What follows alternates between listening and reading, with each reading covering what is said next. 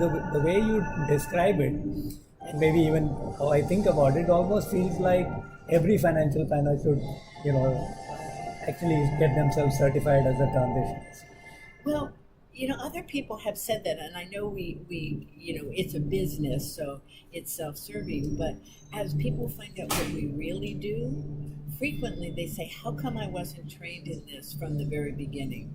I have my CFP, and it's great, and I don't think you can do good work without having that kind of training. But you really can't do the complete work without this because it's so fundamental." Do you remember the client that you worked with that had so many decisions?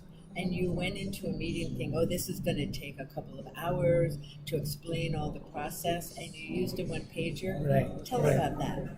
Yeah, so this was a client who had taken an insurance policy, and 8 years later was saying that I think I should just get out of that policy because I'm not sure whether it's meeting my purpose.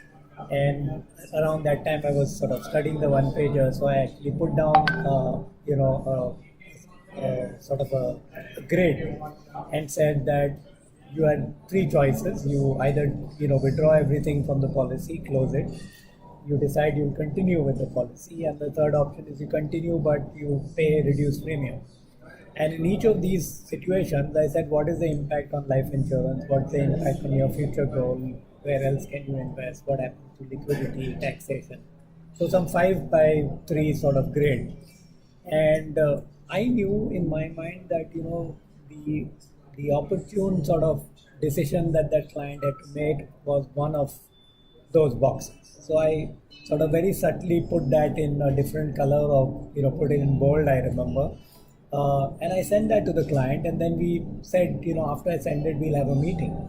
And I thought we are going to spend some time discussing, what are the options, why I'm thinking the pros and cons of each. And he came to the meeting with the husband and says, okay, so that's decided. So now let's proceed with the financial plan.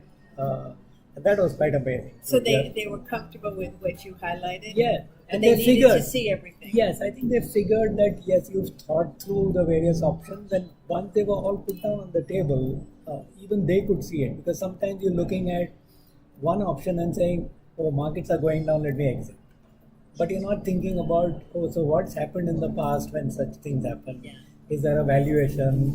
Is this money actually needed for something that's coming up in the next 2 months, or is it 2 decades later? So do I need to take actions on Yeah, this it's today? confusing. Yeah. It's confusing. And what we're talking about, of course, is one of the 9 tools that advisors learn in the certification process. Right. And they learn that in, I think it's the 3rd module. And once clients see these one pagers, they call it the paper, because it's the one thing that makes sense to them. Right. And it's a very specific way to do them, but you can do them for all kinds of client situations.